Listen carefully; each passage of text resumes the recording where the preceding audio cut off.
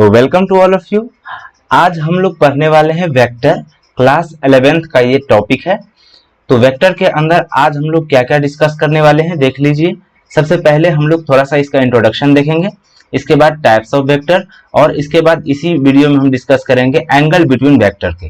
ठीक है, तो आइए शुरू करते हैं। चलिए सबसे पहले थोड़ा सा वेक्टर का इंट्रोडक्शन हम लोग जान लेते हैं। वेक्टर की इंट्रोडक्शन जानने से पहले चलिए हम लोग थोड़ा सा चलते हैं फिजिकल क्वांटिटी की तरफ। इससे पहले हम लोग थोड़ा सा चलते हैं फिजिकल क्वांटिटी की तरफ। फिजिकल क्वांटिटी की तरफ पहली बार मैं पेन टैबलेट पर यूज कर रहा हूं, तो हैंडराइटिंग थोड़ा सा उतना अच्छा नहीं बन रहा है, तो मैनेज कर लीजिएगा। चलिए फिजिकल क्वांटिटी की तरफ हम लोग चलते हैं।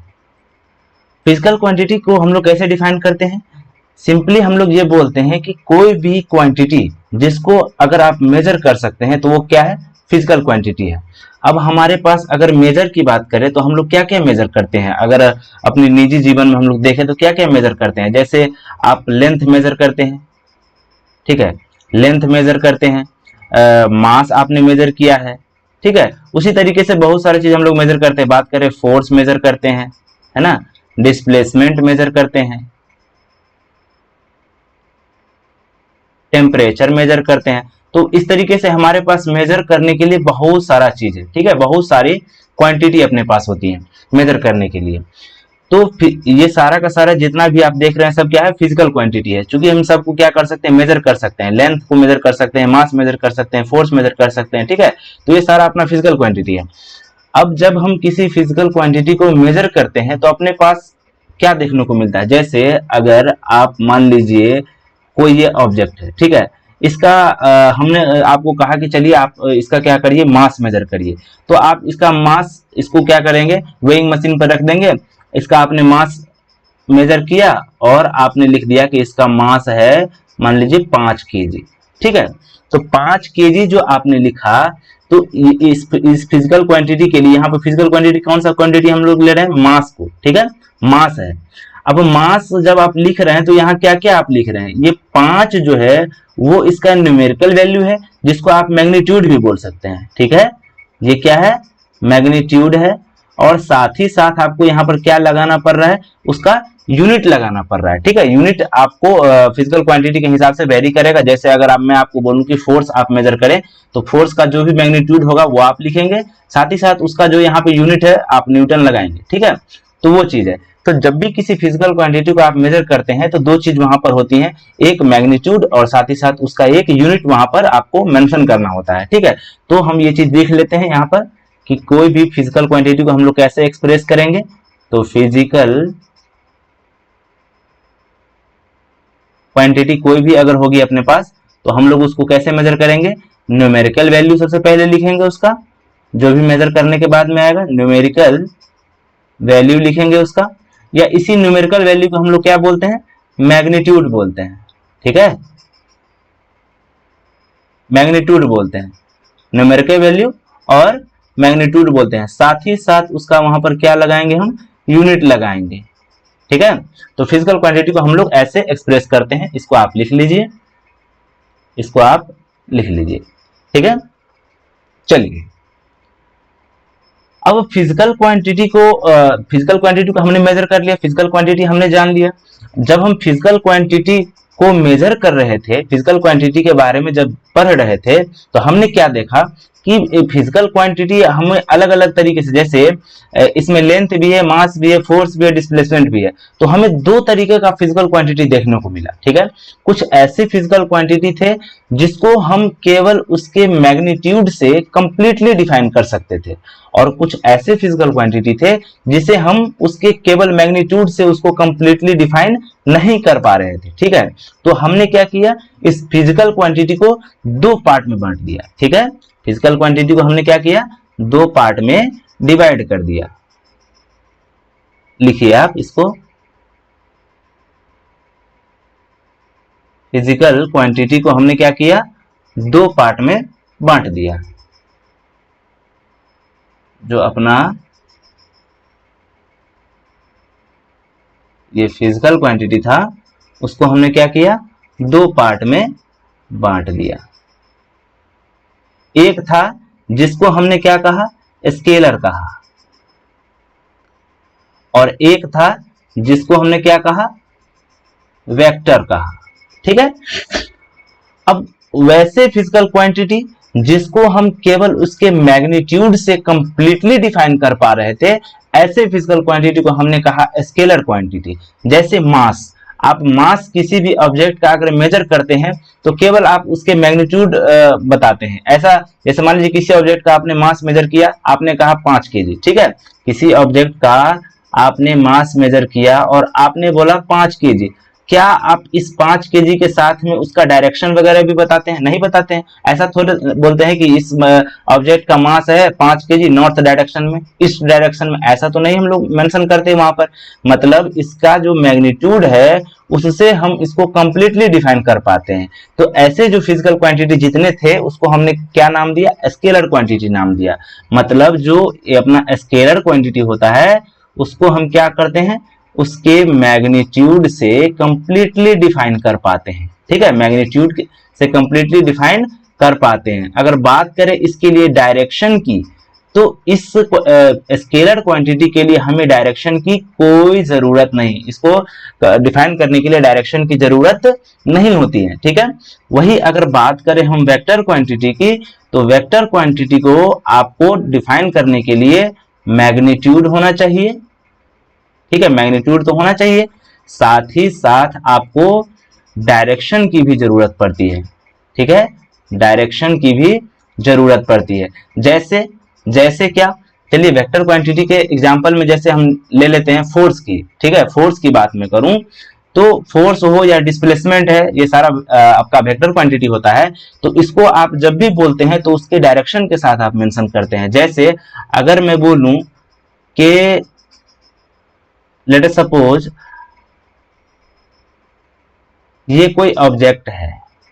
ठीक है, ये कोई ऑब्जेक्ट है और इस पर हमने फोर्स लगाया, इस पर हमने लेट अस सपोज ऐसे फोर्स लगाया, ये F, एक फोर्स ऐसे लगाया, मान लेते हैं ये F2 है, ये F1 है। ठीक है, तो आप यहां पर पूरा आपको डायरेक्शन के साथ मेंशन करके बताना पड़ता है कि ये जो F2 फोर्स हमने लगाया है वो इस ऑब्जेक्ट पर ईस्ट डायरेक्शन में लगाया है, ये F1 फोर्स जो हमने लगाया है वो नॉर्थ डायरेक्शन में लगाया है, या ईस्ट नॉर्थ नहीं देके आपको राइट की तरफ या डाउनवर्ड ऐसे करके भी आपको मेंशन करता है। मतलब डाउनवर्ड, राइट या लेफ्ट, ये सारा का सारा क्या है, डायरेक्शन का ही एक प्रकार है। ठीक है, तो आपको वो वहां पर जरूर मेंशन होता है। जब भी वेक्टर क्वांटिटी का डिस्कशन होता है तो मैग्नीट्यूड के साथ में आपको डायरेक्शन जरूर दिया जाता है। ठीक है, तो ऐसे क्वांटिटी जिसको आप केवल मैग्नीट्यूड से डिफाइन कर पा रहे थे वो था आपका स्केलर क्वांटिटी, और ऐसे क्वांटिटी जिसको आप मैग्नीट्यूड और डायरेक्शन दोनों से डिफाइन कर पा रहे थे, दोनों की जरूरत पड़ती थी, ऐसे क्वांटिटी को हमने क्या कहा, वेक्टर क्वांटिटी कहा। अब क्या वेक्टर के लिए ये दोनों कंडीशन मैग्नीट्यूड और डायरेक्शन सफिशिएंट है। ठीक है, अगर बात करें वेक्टर क्वांटिटी के लिए तो क्या हम उसको केवल मैग्नीट्यूड और डायरेक्शन से ही उसको कंप्लीटली डिफाइन कर सकते हैं? तो जी नहीं, आपको इसके लिए एक थर्ड कंडीशन है वेक्टर होने के लिए, ये भी बहुत ही इसेंशियल कंडीशन है, ये आपको होना चाहिए। ठीक है, क्या होना चाहिए, ये जो है वो आपको वेक्टर लॉ ऑफ एडिशन को, vector law of addition, vector law of addition, ठीक है, इसको ये फॉलो करना चाहिए। जो भी वेक्टर क्वांटिटी कोई भी होगा तो उसको हम सिंपली ऐड नहीं कर सकते हैं। जैसे देखिए आपके पास कोई भी स्केलर क्वांटिटी, स्केलर क्वांटिटी के एग्जांपल में चलिए हम मास को लेकर चलते हैं। ठीक है, तो आप सिंपली अगर आपसे कोई पूछे कि कोई ऑब्जेक्ट है 5 केजी का है और कोई दूसरा ऑब्जेक्ट है ये 2 केजी का है, दोनों मिलाकर अगर आप दोनों को ऐड करना है तो आप सिंपली यहाँ पर बोल देते हैं कि ये 7 केजी हो जाएगा। ठीक है, लेकिन फिर अगर हम बात करें वेक्टर क्वांटिटी के फॉर्म में बात करें तो वेक्टर क्वांटिटी के लिए हम ऐसा नहीं बोल पाते हैं। जैसे अगर आपके पास, ऐसे मान लीजिए ये कोई ऑब्जेक्ट है, ठीक है, इस पर लेट अस सपोज कि एक फोर्स हमने ऐसे लगाया, ठीक है, ये F फोर्स हमने अपवर्ड लगाया, ठीक है, और एक फोर्स हमने इधर की तरफ लगाया, इस ऑब्जेक्ट पर, ठीक है। तो अगर आपसे कोई पूछे, ये मान लीजिए इसका मास m है, अगर आपसे कोई पूछे कि इस m मास के ऑब्जेक्ट पर नेट फोर्स बताइए, ठीक है, अगर आपसे कोई पूछे कि नेट फोर्स बताइए, नेट फोर्स का मतलब कि एक F इधर लग रहा है, एक फोर्स इधर लग रहा है, तो दोनों का जो है सम कितना है, टोटल फोर्स इस ऑब्जेक्ट पर कितना लग रहा है, तो आप सिंपली यहाँ पर 2F नहीं बोल सकते हैं, ठीक है। ये क्यों नहीं बोल सकते हैं, क्योंकि फोर्स जो अपना होता है, फोर्स जो होता है वो कैसा क्वांटिटी है, वेक्टर क्वांटिटी है। तो इसके लिए आप सिंपली इसको ऐड करके नहीं बता सकते हैं। तो कैसे ऐड करेंगे, तो ये अपने को आगे सीखना है कि दो वेक्टर को कैसे ऐड करते हैं, ठीक है। वैसे यहाँ पर मैं बता देता हूं, यहाँ पर अगर समझ नहीं आए तो आपको टेंशन लेने की जरूरत नहीं है, आगे आप इसको समझेंगे जब हम आपको सिखाएंगे कि वेक्टर कैसे दो वेक्टर को हम ऐड करते हैं। तो ये चूंकि दो वेक्टर है, ये 90 डिग्री पर है, 90 डिग्री के अगर 90 डिग्री पर दो वेक्टर एक्ट कर रहा है तो सिंपली आप उसको ऐसे लिख सकते हैं, F square plus F square, तो ये 2f² यानी कि √2f, ठीक है। तो देखिए अगर आपके हिसाब से स्केलर क्वांटिटी के जैसे अगर इसको जोड़ते तो ये 2f आना चाहिए था, जबकि आता कितना है, ये √2f आता है। तो बस यहाँ पर आपको मैं समझाने के लिए बता दिया, बाकी ये चीज आप आगे पढ़ेंगे, ठीक है। ये अगर समझ में नहीं आए कि कैसे हमने ऐड कर दिया तो आपको टेंशन लेने की जरूरत नहीं है, ठीक है। तो हमने क्या देखा कि वेक्टर क्वांटिटी के लिए हम सिंपली एडिशन रूल, जो अल्जेब्रिक रूल है उसको हम नहीं लगा सकते हैं, उसके लिए स्पेशल हम लोग वेक्टर लॉ ऑफ एडिशन, जिसमें हम लोग इसमें पढ़ेंगे ट्रायंगल लॉ ऑफ एडिशन पढ़ेंगे, ठीक है, ट्रायंगल लॉ ऑफ एडिशन को पढ़ेंगे, साथ ही साथ इसी में पैरेललोग्राम लॉ ऑफ एडिशन होता है उसको भी पढ़ेंगे। तो ये दो लॉ है, ठीक है, जिसको हम लोग पैरेललोग्राम लॉ ऑफ एडिशन, ये दोनों को पढ़ेंगे हम लोग, ठीक है। तो वेक्टर के लिए हम लोग special vector law of addition लगाएंगे, जबकि स्केलर क्वांटिटी के लिए हम लोग ऐसा कोई लॉ नहीं लगाते, सिंपल एडिशन इसमें करते हैं हम लोग, सिंपल एडिशन जो हम लोग करते हैं, ठीक है। स्केलर क्वांटिटी के लिए हम लोग क्या करेंगे, सिंपल एडिशन, जो अलजेब्रा का रूल हम लोग सिंपली जोड़ते हैं, 2 जोड़ 2 4, 5 जोड़ 2 7, वो सिंपल हम लगाएंगे, ठीक है। चलिए, तो ये आपका वेक्टर और स्केलर में हमने आपको डिफरेंस बता दिया है। एग्जाम्पल थोड़ा सा आप लिख लीजिए, ठीक है, एग्जाम्पल कुछ कुछ आप लिख लीजिए। जैसे स्केलर क्वांटिटी के एग्जाम्पल में क्या क्या आता है, बात करें हम मास की तो ये आपका स्केलर क्वांटिटी है, बात करें हम अगर डिस्टेंस की, ठीक है, तो ये आपका स्केलर क्वांटिटी है, बात करें मास हो गया, डिस्टेंस हो गया, स्पीड की, तो ये आपका स्केलर क्वांटिटी है। इस तरीके से बहुत सारा क्वांटिटी है। उसी तरीके से अगर हम वेक्टर क्वांटिटी में बात करें, ठीक है, तो सबसे पहले आप लिख लीजिए फोर्स की, ठीक है, इसके बाद डिस्प्लेसमेंट की, डिस्प्लेसमेंट भी क्या होता है, वेक्टर क्वांटिटी होता है, आप इसको अच्छे से याद रखिएगा, आपको अभी समझने को मिलेगा, ठीक है। डिस्प्लेसमेंट, इधर देखिए डिस्टेंस जो है वो क्या है, स्केलर क्वांटिटी, जबकि डिस्प्लेसमेंट अपना जो है वो वेक्टर क्वांटिटी है, ठीक है। तो ये समझेंगे हम लोग, फोर्स हो गया, डिस्प्लेसमेंट हो गया, इसके बाद वेलोसिटी, ठीक है। स्पीड, देखिए स्पीड है जो वो आपका स्केलर क्वांटिटी, जबकि वेक्टर जो है यहाँ पर क्या है, वो आपका वेक्टर क्वांटिटी, वेलोसिटी जो है वो आपका वेक्टर क्वांटिटी है। इस तरीके से बहुत सारा क्वांटिटी अभी एग्जांपल में आ सकता है, ठीक है।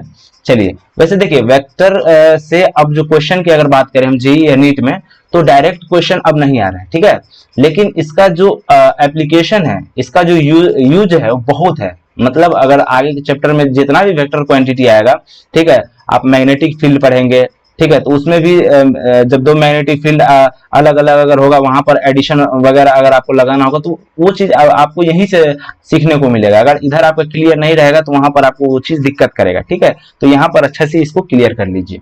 चलिए, तो हमने वेक्टर और स्केलर को पढ़ लिया है।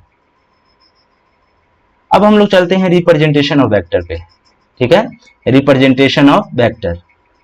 इसी में आप लिख लीजिए रिप्रेजेंटेशन ऑफ वेक्टर।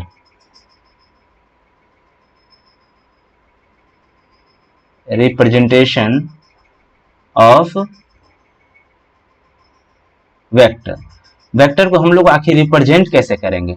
देखिए वेक्टर अभी शुरू में अगर आप 11th क्लास में हैं तो आपके लिए ये बहुत थोड़ा सा नया चीज रहता है ना, तो इसके साथ आपको थोड़ा सा तालमेल बैठाना पड़ेगा कि वेक्टर को कैसे लिखेंगे, है ना। तो उसका जो रिप्रेजेंटेशन, जो भी नोटेशन वगैरह है, वो चीज आपको समझना पड़ेगा अभी, ठीक है, शुरू में। देखिए वेक्टर को हम लोग रिप्रेजेंट कैसे करते हैं? वेक्टर को सिंपली हम लोग रिप्रेजेंट करते हैं एक एरो से। किस चीज से रिप्रेजेंट करते हैं? एरो से। इट इज रिप्रेजेंटेड बाय, लिख लीजिए आप, it is represented by an arrow. ठीक है। अब एरो की अगर बात करें तो एरो में दो पार्ट है, गौर से देखिए। एरो में आपको दो पार्ट है। एक जो ये पार्ट है आपका, ठीक है, इसको हम लोग बोलते हैं टेल, ठीक है, पूंछ जो है। और ये जो पार्ट है, ठीक है, इसको बोलते हैं हेड। ठीक है। टेल जो है अपना, ये वेक्टर के मैग्नीट्यूड को रिप्रेजेंट करता है, वेक्टर के मैग्नीट्यूड को रिप्रेजेंट करता रहता है। जबकि हेड जो है, देख रहे हैं, ये हेड जो है वो डायरेक्शन बता रहा है कि इधर की तरफ, ये जो है डायरेक्शन बता रहा है कि ये इस तरफ है। ठीक है। तो हेड का क्या काम होता है? डायरेक्शन को रिप्रेजेंट करना। ठीक है। तो मैग्नीट्यूड देखिए, एरो में दो चीज है। जो लेंथ ऑफ एरो है, ये लेंथ ऑफ एरो क्या हुआ, चलिए यहां पे थोड़ा सा देखिए।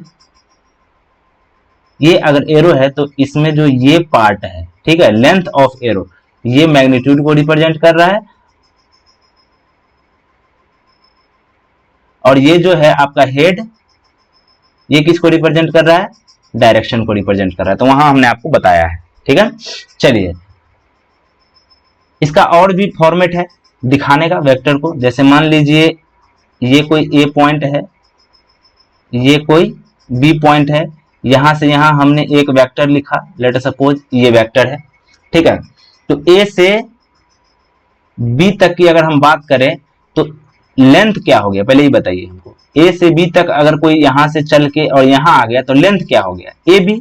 तो लेंथ हो गया ए बी, लेंथ हो गया ए बी। तो जो लेंथ है वही तो इसका मैग्नीट्यूड है। तो हमने अभी वेक्टर, अगर वेक्टर के फॉर्म में हम लिखना चाहे तो पहले हम इसका मैग्नीट्यूड लिख लिए। ए से बी अगर कोई गया है तो ये ए बी जो लेंथ है उसका मैग्नीट्यूड हो गया। और अब इस पे डायरेक्शन भी तो लगाना है, क्योंकि हमें वेक्टर लिखना है तो इस मैग्नीट्यूड पे हमको डायरेक्शन भी देना है। तो डायरेक्शन हम किधर से किधर जा रहे हैं? ए से बी की तरफ ये जा रहे हैं। तो हम क्या करेंगे? इसी ए बी पर ये एक एरो लगा देंगे।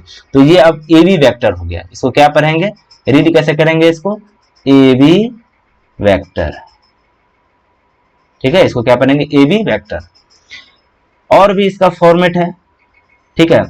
कहीं भी देखिए, आप सिंपली याद रखिए कि वेक्टर को जब भी आपको लिखना होगा तो मैग्नीट्यूड कितना है आप देख लीजिए, उसको लिख दीजिए। और साथ ही साथ उसके ऊपर आप क्या लगा दीजिए? एरो लगा दीजिए। जिस डायरेक्शन में आपको हेड लगा होगा वो आप वहां पर उसके ऊपर एरो लगा दीजिए। जैसे मान लीजिए कोई वेक्टर आपको लिखना है जिसका मैग्नीट्यूड स्मॉल ए है। ठीक है। तो ये तो इसका मैग्नीट्यूड है। क्योंकि आपको अब अगर हम बोले कि ए वेक्टर लिखिए तो इसके ऊपर अगर हम ये एरो लगा दे तो अब ये क्या हो जाएगा? इसको क्या पढ़ेंगे? ए वेक्टर पढ़ेंगे। इसको क्या पढ़ेंगे? ए वेक्टर पढ़ेंगे। ठीक है। मतलब जो आपको वेक्टर जब भी लिखना होगा तो मैग्नीट्यूड लिखिए और उसके ऊपर क्या लगा दीजिए? एरो लगा दीजिए। तो ये हो गया वेक्टर का आपका रिप्रेजेंटेशन। अब थोड़ा सा इसका मैग्नीट्यूड के बारे में जान लेते हैं। जैसे ये ए बी वेक्टर है, ठीक है, अगर ए बी वेक्टर का केवल हमको मैग्नीट्यूड को रिप्रेजेंट करना है तो हम क्या करेंगे? इस ए बी वेक्टर को हम क्या कर देंगे? मॉड के अंदर लिख देंगे। तो ये मैग्नीट्यूड को खाली रिप्रेजेंट करेगा। ठीक है। किसको रिप्रेजेंट करेगा? Magnitude of A B vector. ठीक है। ये केवल और केवल किसको रिप्रेजेंट करेगा? Magnitude of A B vector को। ठीक है। मैग्नीट्यूड को कभी कभी हम लोग ऐसे भी लिखते हैं, ये भी आपको समझ में आना चाहिए। जैसे मान लीजिए ये ए बी वेक्टर है तो ये इसका मैग्नीट्यूड है, तो इसको हम सिंपली कभी कभी ए बी भी लिख देते हैं। ठीक है। उसी तरीके से अगर बात करें, मान लीजिए ये ए वेक्टर है, अगर इसको मॉड के अंदर लिख दे तो ये क्या हो गया? ए वेक्टर का मैग्नीट्यूड को केवल ये रिप्रेजेंट कर रहा है। लेकिन इसको कभी कभी सिंपली हम ए लिखे तब भी हम बोलेंगे कि ये ए वेक्टर का क्या है? ये मैग्नीट्यूड लिखा हुआ है। चलिए, ठीक है। तो ये आपका हो गया representation of vector, representation of vector. अब हम लोग चलते हैं नेक्स्ट टाइप्स ऑफ वेक्टर में। रिप्रेजेंटेशन ऑफ वेक्टर या वेक्टर का जो अभी तक समझ सकते हैं कि ये आपका इंट्रोडक्शन था। ठीक है। अब हम लोग 2 नंबर में डिस्कस करते हैं टाइप्स ऑफ वेक्टर को। Types of vector, types of vector. देखिए टाइप्स ऑफ वेक्टर में बहुत सारे लोग हैं जो जिसकी जरूरत नहीं है, सारा का सारा वेक्टर लिखाना शुरू कर देते हैं। मैं आपको जो बेसिक जितने भी वेक्टर है जिसका अपने को आगे जरूरत पड़ने वाला है, तो वो सारी वेक्टर हम यहाँ पर क्या करेंगे, डिस्कस करेंगे। जैसे सबसे पहले हम डिस्कशन करते हैं, सबसे पहले हम लोग डिस्कशन कर लेते हैं नेगेटिव वेक्टर की। नेगेटिव वेक्टर, फालतू फालतू का सारा वेक्टर यहाँ पे डिस्कशन नहीं करना है, जो काम का हो, जिससे अपने को क्वेश्चन बनाने में मदद मिले, वो सारा हम यहाँ पर डिस्कशन करेंगे। नेगेटिव वेक्टर देखिए, जैसे मान लीजिए आपके पास ये वेक्टर है कोई, इसको मान लीजिए ये ए वेक्टर है, ठीक है। अगर आपको ये ए वेक्टर है, ठीक है, इसका नेगेटिव वेक्टर लिखना है, इस वेक्टर का नेगेटिव वेक्टर लिखना है, ठीक है।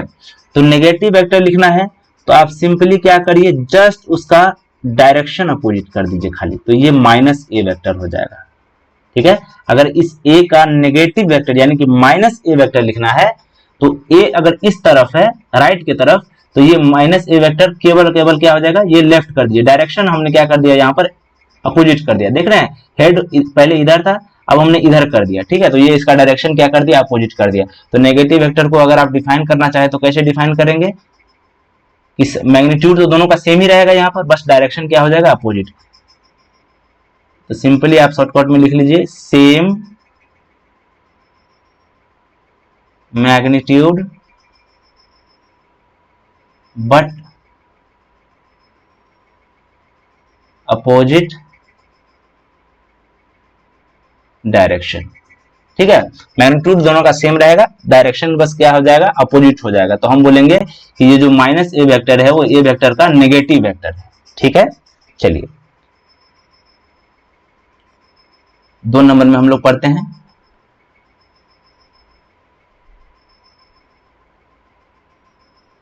नेक्स्ट पढ़ते हैं पैरेलल वेक्टर। पैरेलल वेक्टर, ठीक है, पैरेलल वेक्टर। ये पैरेलल वेक्टर क्या है, देखिए पैरेलल वेक्टर क्या है। जैसे मान लीजिए कोई आपके पास ये ए वेक्टर है, ठीक है, और ये कोई दूसरा वेक्टर है जो बी वेक्टर है, ठीक है। तो ए और बी पैरेलल कब बोलेंगे, ठीक है, इस चीज को समझिए। ए और बी पैरेलल कब बोलेंगे, जब दोनों का डायरेक्शन अगर सेम है, ठीक है। अगर इस दोनों वेक्टर का डायरेक्शन सेम होगा तो हम इसको पैरेलल बोलेंगे। मतलब पैरेलल या एंटी पैरेलल बोलने के लिए केवल उसका डायरेक्शन ही सफिशिएंट है। जैसे ए वेक्टर भी राइट की तरफ है, बी वेक्टर भी राइट की तरफ है, ठीक है। मैग्नीट्यूड कितना भी हो, बस डायरेक्शन दोनों सेम डायरेक्शन में जा रहा है, तो हम बोलेंगे कि ये दोनों वेक्टर क्या है, पैरेलल है, ठीक है। तो यहां पर सिंपली आप लिख लीजिए कि vectors whose direction is same, ठीक है। अगर इन दोनों का वेक्टर, दोनों वेक्टर का डायरेक्शन अगर सेम है तो हम बोलेंगे कि ये दोनों पैरेलल वेक्टर है। मैग्नीट्यूड कितना भी हो सकता है। अब यहां पर एक चीज और नोट करके अच्छे से लिख लीजिए कि दो पैरेलल वेक्टर अगर है, जैसे मान लीजिए ये वेक्टर भी इधर जा रहा है और बी वेक्टर भी इधर ही है, तो दोनों के बीच का एंगल कितना होगा। अगर हम बात करें angle between A and B, ठीक है, angle between A and B की अगर बात करें, अगर ये पैरेलल वेक्टर है, ठीक है, तो कितना होगा angle between A and B, इसको हम लेट सपोज थीटा बोलते हैं, तो ये कितना होगा, यहाँ पर 0 डिग्री होगा। कितना होगा, 0 डिग्री, चूंकि पैरेलल वेक्टर है तो दोनों के बीच का एंगल कितना हो जाएगा, 0 डिग्री। या इस ये कंडीशन आप याद रखिएगा कि पैरेलल वेक्टर के बीच का जो एंगल होता है वो 0 डिग्री हो। चलिए नेक्स्ट हम लोग बात करते हैं एंटी पैरेलल की। पैरेलल अगर आप समझ गए तो एंटी पैरेलल कोई बड़ी बात नहीं है, आप खुद भी इसको समझ सकते हैं। मैं आपको बता देता हूं, एंटी पैरेलल वेक्टर, ठीक है। एंटी पैरेलल क्या होगा भाई, जैसे पैरेलल वेक्टर में क्या था, दोनों सेम डायरेक्शन में था, तो एंटी पैरेलल के लिए क्या होगा, दोनों अपोजिट डायरेक्शन में होगा। मैग्नीट्यूड कितना भी रह सकता है, दोनों का अलग अलग मैग्नीट्यूड हो सकता है, ठीक है। ये ए वेक्टर है, ये आपका बी वेक्टर है, तो ए और बी का चूंकि डायरेक्शन अपोजिट है तो हम बोलेंगे कि ए एंड बी क्या है, यहाँ पर अपोजिट डायरेक्शन। तो ये anti parallel vector, opposite direction, तो ये एंटी पैरेलल हो गया। यहीं पे आप इस चीज को भी लिख लीजिए फिर से कि अगर ये एंटी पैरेलल वेक्टर है तो थीटा कितना हो जाएगा दोनों के बीच का, एंटी पैरेलल वेक्टर के लिए क्या हो जाएगा थीटा, क्योंकि एक जा रहा है राइट की तरफ, एक जा रहा है लेफ्ट की तरफ, ठीक है। जैसे मान लीजिए कोई है ये इधर जा रहा है और एक है यहीं से इधर जा रहा है, तो दोनों के बीच का एंगल कितना बन रहा होगा, 180 डिग्री बन रहा होगा, ठीक है। तो एंटी पैरेलल वेक्टर में देखिए एक इधर जा रहा है एक इधर जा रहा है, तो एंगल कितना हो जाएगा दोनों के बीच का, 180 डिग्री हो जाएगा। ये एंटी पैरेलल के लिए कंडीशन है, ठीक है। चलिए, ये एंटी पैरेलल वेक्टर हो गया। नेक्स्ट जो अपना वेक्टर है, हम लोग बात कर लेते हैं इक्वल वेक्टर की, ठीक है। 3 नंबर में बात कर लेते हैं इक्वल वेक्टर की। इक्वल वेक्टर मैंने पेन टेबलेट पे कभी लिखा नहीं है, तो ये थोड़ा सा स्लिप कर रहा है, हैंड राइटिंग उतना अच्छा बन नहीं रहा है, धीरे धीरे आदत हो जाएगा, फिर अच्छा हैंड राइटिंग बनने लगेगा, ठीक है। चलिए, इक्वल वेक्टर, इक्वल वेक्टर के लिए क्या कंडीशन है, चलिए देखिए इक्वल वेक्टर क्या होता है। जैसे ये ए वेक्टर है और एक दूसरा वेक्टर बी वेक्टर है, ठीक है। तो ए और बी को इक्वल कब बोलेंगे, ठीक है। ए वेक्टर को और बी वेक्टर को इक्वल कब बोलेंगे, तो इक्वल होने के लिए याद रखिएगा, इक्वल अगर दोनों पूरा का पूरा अगर इक्वल होना है तो सेम मैग्नीट्यूड होना चाहिए, same magnitude and same direction. याद रखिएगा इस चीज को कि दोनों का मैग्नीट्यूड भी सेम होना चाहिए और डायरेक्शन भी सेम होना चाहिए, तब वो इक्वल वेक्टर कहा जाएगा, ठीक है। Then A and B will be equal, ठीक है। ए और बी वेक्टर तब हम इक्वल बोल पाएंगे अगर मैग्नीट्यूड और डायरेक्शन दोनों का दोनों सेम हो। इसके लिए अब मैग्नीट्यूड सेम होगा तो चलिए थोड़ा सा पीछे वाला का मैं इस्तेमाल करता हूं यहाँ पे। अगर ए और बी सेम है तो मैग्नीट्यूड दोनों का सेम है तो आप कैसे लिखेंगे बताइए। मैग्नीट्यूड के लिए हमने क्या बोला था, अगर ए वेक्टर का मैग्नीट्यूड आपको लिखना है तो आप ऐसे लिखेंगे, क्या बोले थे आपको कि ए वेक्टर का मैग्नीट्यूड लिखना है तो मॉड में उसको लिख दीजिए और यहाँ पर बी का भी मॉड लिख दीजिए। तो ये किस चीज को रिप्रेजेंट कर रहा है कि ये दोनों का मैग्नीट्यूड सेम है, ठीक है।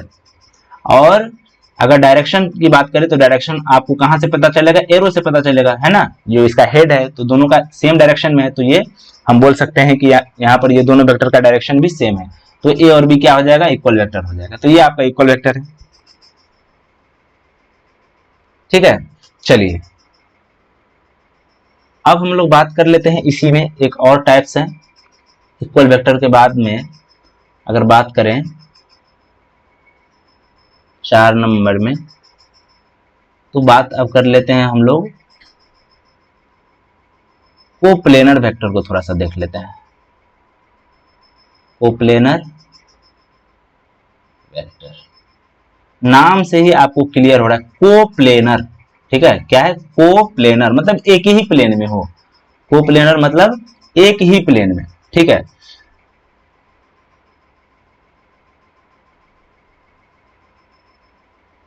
The vectors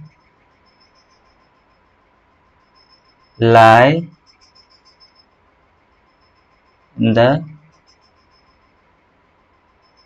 same plane।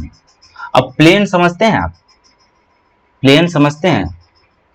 जैसे मान लीजिए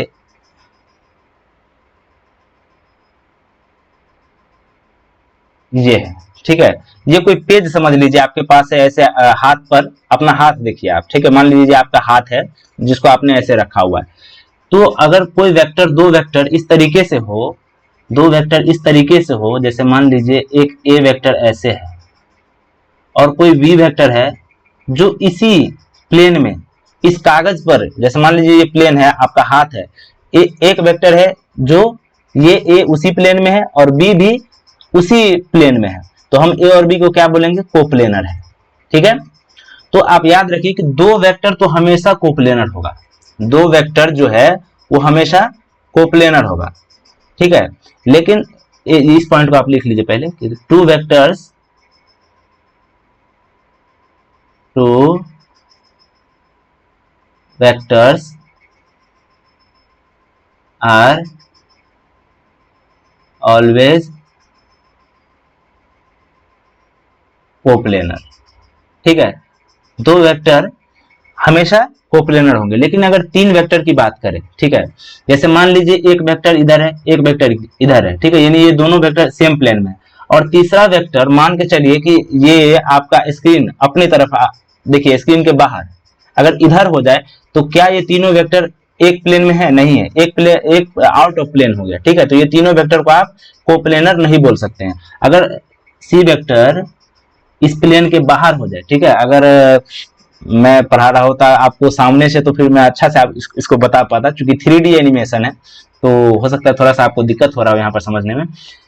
तो आप समझिए, फिर भी कोशिश करिए थोड़ा सा कि सी वेक्टर इस तरीके से हो कि आउट ऑफ प्लेन, ठीक है, स्क्रीन के बाहर की तरफ हो, तो ये क्या हो जाएगा? तीनों आपस में कोप्लेनर नहीं होंगे। जबकि अगर सी वेक्टर कुछ ऐसे हो, जैसे मान लीजिए एक सी वेक्टर है जो इसी के प्लेन में, ठीक है, इसी के प्लेन में हो, तो एबीसी जो है तीनों एक ही प्लेन में आ जाएगा और हम बोलेंगे कि एबीसी तीनों क्या है? कोप्लेनर वेक्टर है। तो टू वेक्टर हमेशा कोप्लेनर होंगे, जबकि तीन वेक्टर की अगर बात करें तो कोप्लेनर हो भी सकते हैं, कोप्लेनर नहीं भी हो सकते हैं, ठीक है। तो चलिए, कोप्लेनर वेक्टर ये अपना रहा। नेक्स्ट हम लोग थोड़ा सा बात कर लेते हैं यूनिट वेक्टर के बारे में।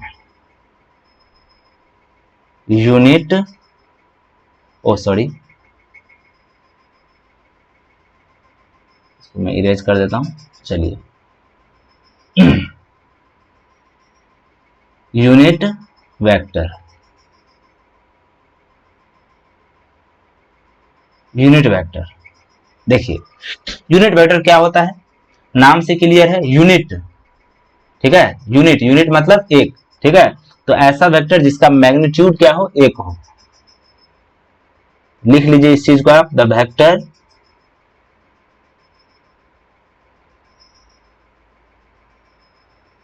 Having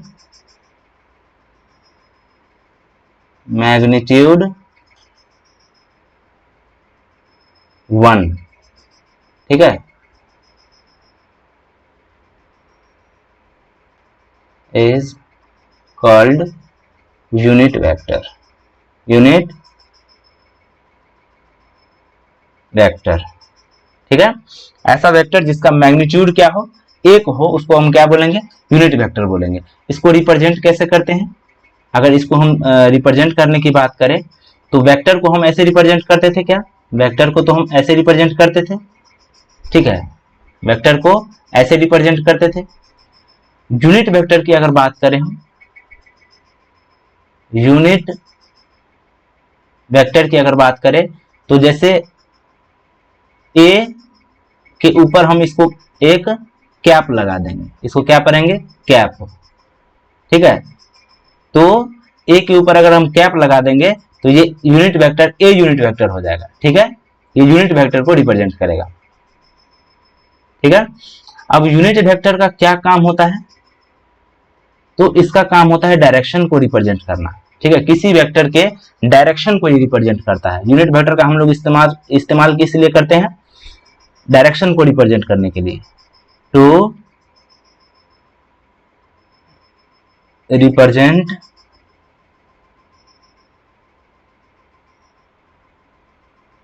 directions of vector.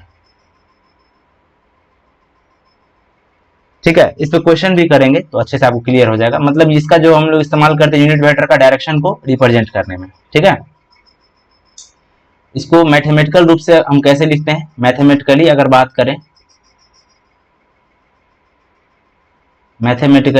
करें, हम यूनिट वेक्टर को कैसे डिफाइन करते हैं, तो मैथमेटिकली जैसे मान लीजिए आपको ए कैप लिखना है। ठीक है, ये ए है, क्या है ये ए कैप अगर आपको लिखना है तो ए कैप को हम लोग डिफाइन करते हैं, ए वेक्टर आपको लिख देना है और इसके बट्टा में आपको लिख देना है ए वेक्टर का मैग्नीट्यूड। तो ये हम लोग यूनिट वेक्टर को मैथमेटिकली ऐसे डिफाइन करते हैं। ठीक है, कोई वेक्टर और बट्टा में उसका मैग्नीट्यूड अगर हम लिख दें तो वो उस वेक्टर के डायरेक्शन में यूनिट वेक्टर को रिप्रेजेंट करता है। ठीक है, उस वेक्टर के डायरेक्शन में यूनिट वेक्टर को रिप्रेजेंट करता है। इसको आप लिख लीजिए, ये जो है ए कैप क्या है, a vector along vector A. ठीक है, ए वेक्टर के along अगर आपको कभी भी बोले कि कोई वेक्टर लिख के दिखाओ तो आप कैसे लिखेंगे, ए वेक्टर लिख देंगे और डिवाइडेड बाय उसका मैग्नीट्यूड कर देंगे। ठीक है, तो वो उसके डायरेक्शन में एक वेक्टर दे देगा, जिसको आप बोल सकते हैं कि उसके डायरेक्शन में एक यूनिट वेक्टर आपको मिल गया जो कि इस ए वेक्टर के डायरेक्शन को रिप्रेजेंट करेगा। ठीक है, जैसे आप इस पे क्वेश्चन भी कर सकते हैं। ठीक है, यहां से एक चीज आप क्या और लिख सकते हैं क्या, जैसे अगर ये A cap is equal to A vector by A का मैग्नीट्यूड है तो क्या आप ऐसे लिख सकते हैं, A vector is equal to A vector का मैग्नीट्यूड और साथ ही साथ इसके डायरेक्शन में एक यूनिट वेक्टर, ऐसे लिख सकते हैं क्या। यहां से अगर इसी इक्वेशन को सॉल्व करें तो ये ए वेक्टर इज इक्वल टू ये क्रॉस मल्टीप्लिकेशन हो जाएगा, तो ए वेक्टर का मैग्नीट्यूड और इनटू ए कैप, इस तरीके से इसको लिख सकते हैं। ठीक है, यानी कि कहने का मतलब कि किसी भी वेक्टर को आपको लिखना है तो उसका मैग्नीट्यूड लिखिए और साथ ही साथ उसके डायरेक्शन में एक यूनिट वेक्टर लिख दीजिए। ठीक है, इस पर एक क्वेश्चन कर लीजिए आप। जैसे आपको एक क्वेश्चन अगर कोई बोले कि right a unit vector along, कोई भी वेक्टर मान लीजिए, अगर बोल दे कि वी वेक्टर। ठीक है, क्योंकि यहाँ पर मैंने आपको जो रेक्टेंगुलर सिस्टम जो है आई जे के फॉर्म में मैंने बताया नहीं, तो यहाँ पर वो मैं नहीं लिखना चाहता हूँ क्योंकि आपको समझ में फिर नहीं आएगा। तो सिंपली आप समझिए कि अगर बी वेक्टर के डायरेक्शन में अगर कोई बोल दे आपको यूनिट वेक्टर लिखने के लिए, right unit vector along B vector, तो आप सिंपली बी वेक्टर के अलोंग यूनिट वेक्टर को कैसे लिखेंगे, बी कैप, और कैसे इसको लिखेंगे, बी वेक्टर लिख देंगे और इसके बट्टा में क्या लिख देंगे, बी वेक्टर का मैग्नीट्यूड लिख देंगे। ठीक है, तो ये बी वेक्टर के डायरेक्शन में एक यूनिट वेक्टर हो गया। ठीक है, बी वेक्टर के अलोंग एक वेक्टर हो गया। चलिए, तो ये हो गया आपका टाइप्स ऑफ वेक्टर। ठीक है, नेक्स्ट अपन पढ़ते हैं अब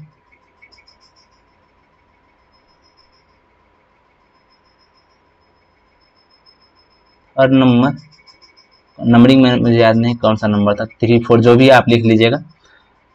एक था जिसको डिस्कशन अपने को करना था, angle between vector, angle between vectors.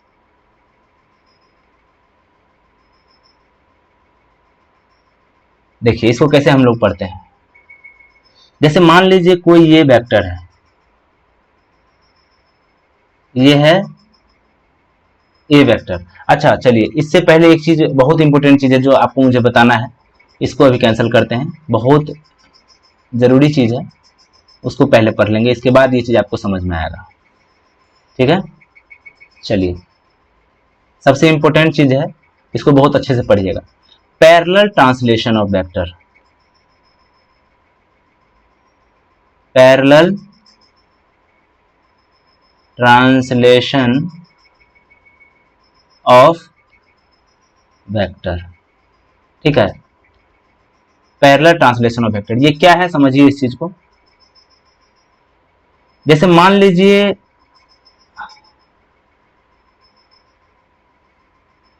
ये एक्स एक्सिस है, ये वाई एक्सिस है, कोई वेक्टर यहां पर है, कोई वेक्टर मान लीजिए ये ए वेक्टर यहां पर है। आपको किसी काम के लिए मान लीजिए जरूरी आपको पड़ गया कि इस ए वेक्टर को शिफ्ट करके यहां पर लाना है। कहां पर लाना है? यहां पर लाना है। तो पैरेलल ट्रांसलेशन ऑफ वेक्टर के हिसाब से क्या कहता है कि इस वेक्टर को आप इसके पैरेलल कहीं भी आप शिफ्ट कर सकते हैं। यानी कि ये ए वेक्टर है, आप इसको क्या करिए, सिंपली जैसे है वैसे ही, घुमाना उमाना नहीं है, सिंपली आप इसको उठा के और यहां पर इसको ऐसे ला सकते हैं। याद रखिएगा, इसको घुमाना उमाना नहीं है, जैसे था वैसे ही आपको इसके पैरेलल आपको मूव करके यहां पे लाना है। तो इस वेक्टर में कोई चेंज नहीं आएगा। ठीक है, आप इसके पैरेलली इसको कहीं भी शिफ्ट कर सकते हैं। इसको बोलते हैं पैरेलल ट्रांसलेशन। जैसे मान लीजिए इसका एक और एग्जांपल देख लीजिए सेकेंड। मान लीजिए कि ये एक वेक्टर है, ए वेक्टर, ठीक है, और ये कोई दूसरा वेक्टर है, बी वेक्टर। ठीक है, आपको मान लीजिए जरूरी पड़ गया कि इस बी वेक्टर को हमको यहां लाना है। कहां लाना है? इसके हेड पर लाना है। तो क्या करेंगे, सिंपली जैसे था वैसे, बिल्कुल वैसा का वैसा आप इसको उठा के और यहां इसको आप ले आइए। याद रखिएगा कि इसके जो एंगल वगैरह वो सब चेंज नहीं करना, पैरेलल, बिल्कुल इसको पैरेलल यहां पर मूव करके इस तरफ और यहां ला के रख देना। तो इस बी वेक्टर में कोई फर्क नहीं पड़ेगा। ठीक है, आप जैसा अब इसको यहां लाके आप जो काम करना चाहे वो आप कर सकते हैं। तो इसी को बोलते हैं पैरेलल ट्रांसलेशन ऑफ वेक्टर। ठीक है, चलिए अब इतना काफी है। इसके बाद हम लोग अब एंगल ऑफ वेक्टर पढ़ेंगे तो समझ में आपको आएगा। Angle between vector, angle between vector,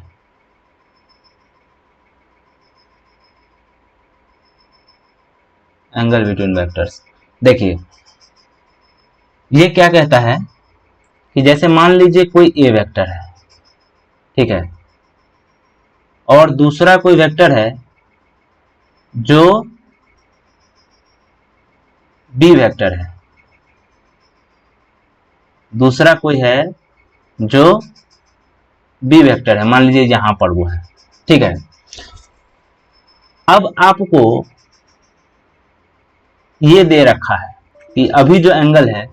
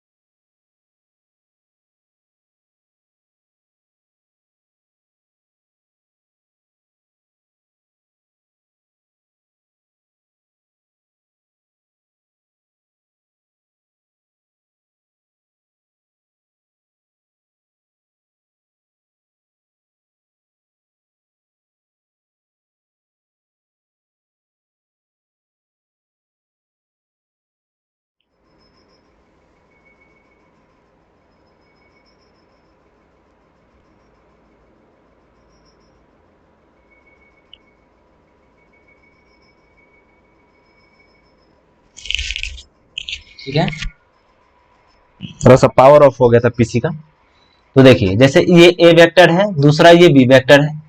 अभी जो इस दोनों के बीच में ये एंगल जो बन रहा है, ये एंगल आपको दे रखा है, मान लीजिए थीटा। ठीक है, और आपसे कहा जाता है कि ए और बी के बीच का एंगल बताइए। ठीक है, जैसे बोला कि find angle between vector A and vector B. तो आपको देखने से तो ये लग रहा होगा कि ये ए वेक्टर है, ये बी वेक्टर है, कितना अच्छा, तो इस दोनों के बीच में एंगल थीटा दे रखा है, तो यही नहीं इन दोनों के बीच का एंगल हो गया। तो नहीं, ऐसे नहीं होता है, ठीक है। वेक्टर का जब भी हम लोग दो वेक्टर के बीच का एंगल निकालते हैं तो याद रखिएगा इस चीज को, जो मैं अभी आपको बता रहा हूं। सबसे पहले आपको क्या करना है, टेल से टेल को आपको ज्वाइन करना है, ज्वाइन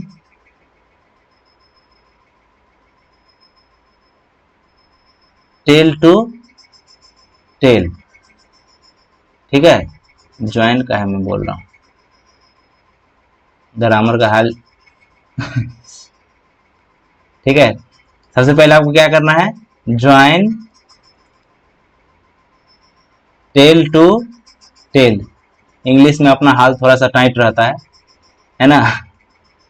टेल टू टेल, सबसे पहले क्या होना चाहिए कि दोनों वेक्टर का टेल टू टेल आपको क्या करना है, ज्वाइन करना है। जैसे अभी इस दोनों के बीच में क्या दे रखा है, थीटा एंगल दे रखा है। अगर आपको इस ए और बी के बीच का एंगल निकालना है, ठीक है, तो ये एंगल अभी इस दोनों वेक्टर के बीच का नहीं है। एंगल के लिए हम क्या बोले आपको, सबसे पहला कंडीशन कि टेल से टेल को आप ज्वाइन करिए। देखिए ए वेक्टर का टेल कहाँ है, यहाँ है, बी वेक्टर का टेल कहाँ है, ये है। तो इस बी वेक्टर को टेल, बी वेक्टर का जो टेल है उसको हम ए वेक्टर के टेल पर लाएंगे, अब तब जो एंगल बनेगा उसको हम बोलेंगे दोनों वेक्टर के बीच का एंगल। या सिंपली आप ऐसा भी कर सकते हैं कि मान लीजिए ये बी वेक्टर का टेल यहाँ है, हम ए वेक्टर को ही क्या करते हैं, ऐसे एक्सटेंड करके यहाँ पे देखा, हमने आपको बताया था, अभी देखिए उसका इस्तेमाल हो रहा है। हमने बोला था कि किसी भी वेक्टर को उसके पैरेलली आप कहीं भी शिफ्ट कर सकते हैं। तो ये ए वेक्टर है, उसको हम सिंपली इसको ऐसे उठा के और यहाँ लाके इसको रख लिए, ठीक है। अब तो इन दोनों का टेल क्या कर गया, मैच कर गया। तो अब जो इन दोनों के बीच का टेल, इस दोनों का जो टेल है एक जगह हो गया, तो अब जो इस दोनों के बीच का एंगल होगा, ठीक है, वो अब ए और बी के बीच का एंगल कहा जाएगा, ठीक है। तो अब देखिए, जैसे ये ए हो गया, ठीक है, और दूसरा ये आपका बी हो गया, ठीक है। तो ये एंगल क्या है, ए और बी के बीच का एंगल है, ठीक है। आप गौर से अगर देखेंगे तो ए और बी के बीच में एक और एंगल बन रहा है, ठीक है, ये एंगल भी बन रहा है कि नहीं, ए और बी के बीच में ये एंगल भी तो बन रहा है। तो ये बड़ा एंगल है और ये इन दोनों के बीच का छोटा एंगल है। तो याद रखिएगा कि टेल से टेल को ज्वाइन करने के बाद में जो स्मॉलर एंगल होगा, ठीक है, join tail to tail, then take the smaller angle between them, smaller angle between them, ठीक है। दोनों, इसके बाद दोनों के बीच का जो स्मॉलर एंगल होगा वो उस दोनों के बीच का एंगल कहा जाएगा, ठीक है। जैसे यहाँ पर ये थीटा था, तो ये थीटा वाला एंगल नहीं है, क्योंकि अभी ये दोनों का है जो टेल है वो टेल टू टेल ये मैच हमने अभी नहीं कराया, ठीक है। ज्वाइन जब तक दोनों का टेल नहीं कराएंगे तब तक दोनों के बीच का एंगल वो नहीं कहाएगा, ठीक है। तो अब हम जैसे यहाँ पर टेल टू टेल मैच करा लिए, तो अब जो ये एंगल बनेगा कितना बनेगा बताइए, ये थीटा था तो ये कितना बनाएगा, 180 माइनस थीटा बनाएगा क्या। तो ये जो एंगल होगा ये 180 माइनस थीटा, ये ए और बी के बीच का एंगल कहाएगा, ठीक है। तो इसका आंसर क्या हो जाएगा, जो थीटा होगा वो 180 माइनस थीटा वाला एंगल होगा, ठीक है। एग्जाम्पल देख लीजिए, जैसे मान लीजिए आपको कोई दे देता है ऐसे, ये कोई ए वेक्टर है, ठीक है, और दूसरा कोई वेक्टर है जो कुछ मान लीजिए इस तरीके से है, ठीक है। और अभी आपको ये एंगल थीटा दे रखा है, ये ए वेक्टर था, ये बी वेक्टर था, आपको बोला कि find angle between A and B, angle between A and B. तो आप क्या करेंगे, चलिए बताइए, निकालिए फटाफट। कैसे निकालेंगे, सिंपली देखिए, आप सबसे पहले देखिए ये ए वेक्टर है और ये बी वेक्टर है, क्या दोनों का टेल मैच कर रहा है, नहीं। तो आपको सबसे पहले एक के टेल पर दूसरा का टेल लाना पड़ेगा। तो कैसे लाएंगे, देखिए यहाँ पर ये आपका ए वेक्टर है, ये आपका ए वेक्टर है, ठीक है, और ये बी वेक्टर है, ठीक है। तो हम एक काम करते हैं ना, या तो हम इस बी वेक्टर को उठाकर यहाँ ले आते हैं ऐसे, ठीक है, इस बी वेक्टर को उठा के यहाँ ले आते हैं। या फिर हम एक और काम कर सकते हैं, क्या कर सकते हैं, जो ये ए वेक्टर है अपना, इसी को आगे ले आते हैं यहाँ पर, तो ये जो इसका टेल है वो इसके टेल से मैच कर जाएगा, ये आगे बढ़ जाएगा। ठीक है, तो दोनों काम आप कर सकते हैं। ठीक है, तो हम यही काम करते हैं, ये बी वेक्टर जहां पर है वहीं पे रहने देते हैं इसको, ये अपना बी वेक्टर जहां पर था वहीं पर हमने रहने दिया, और ये पहले ए इधर था। ठीक है, हमने क्या किया, इसको इधर ले आया, बस आगे हम इसको पैरेलल शिफ्ट कर दिए। ठीक है, पैरेलल शिफ्टिंग के हिसाब से। तो ये एंगल पहले क्या था, थीटा था, क्योंकि ये वाला एंगल थीटा तो इन दोनों के बीच का एंगल था नहीं, तो एंगल कौन सा हुआ इन दोनों के बीच का, तो ये एंगल हुआ इन दोनों के बीच का, ये जो है, क्योंकि अब ये इन दोनों के बीच, दोनों का हमने क्या करा दिया, टेल यहाँ पर ज्वाइन कर दिया, तो ये एंगल जो भी होगा वो इस दोनों वेक्टर के बीच का एंगल होगा, ए और बी के बीच का। तो कितना एंगल होगा निकाल लीजिए, ये पहले आपको थीटा दे रखा है, तो ये एंगल सिंपली क्या हो जाएगा, 180 माइनस थीटा। ठीक है, तो पहले ट्रांसलेशन का सिंपल सा इस्तेमाल है एंगल बिटवीन टू वेक्टर में। ठीक है, एंगल बिटवीन टू वेक्टर को हम लोग ऐसे भी लिखते हैं, आपको देख लीजिए थोड़ा सा, angle between A and B को अगर मैथमेटिकली कहीं कहीं ऐसे भी लिखता है, तो इसको थोड़ा सा याद रखिएगा, एंगल ये तो हो गया between A vector and B vector. अगर इतना बड़ा आप नहीं लिखना चाहते हैं तो सिंपली आप इसको ऐसे लिख सकते हैं, देखिए ए वेक्टर लिख दीजिए, ठीक है, और ये ऊपर लगा दीजिए कैप जैसा, और ये बी, ये सिंपली बता रहा है कि angle between A and B है। ठीक है, A and B equal to मान लीजिए थीटा, तो आप सीधे लिख दीजिए थीटा। तो ऐसे भी कहीं कहीं ऐसा नोटेशन भी इस्तेमाल करता है, तो याद रखिएगा। तो आज के लेक्चर में हमने बस इतना ही रखा है। मैंने आपको बताया था, क्या क्या बताया था, देखिए इंट्रोडक्शन मैंने आपको क्लियर कर दिया जो भी था। इसके बाद हमने टाइप्स ऑफ वेक्टर को भी आपको बता दिया, जितने भी टाइप्स थे। इसके बाद एंगल बिटवीन जो भी वेक्टर अगर दे रखे हैं डायग्राम के हिसाब से, तो आपको जब भी पूछे तो वो भी आप इजीली निकाल सकते हैं। नेक्स्ट लेक्चर में हम लोग एडिशन, सब्ट्रैक्शन, मल्टीप्लिकेशन, ठीक है, उसके बारे में डिस्कशन करेंगे। तो आज के लिए बस इतना ही, bye bye, tata, thank you.